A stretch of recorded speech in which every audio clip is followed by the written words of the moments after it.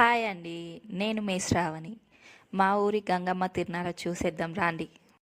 మా ఊరు వచ్చేసి వెంగ్లాపురం, కనిగిరి తాలూకా, మార్కాపురం డిస్టిక్. ఇంతకుముందు ప్రకాశం డిస్టిక్ ఉండేది. కొత్తగా మార్కాపురం డిస్టిక్కి చేంజ్ చేశారు.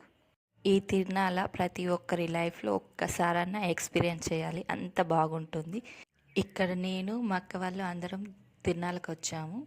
రాండి అందరం ఎంజాయ్ చేద్దాం.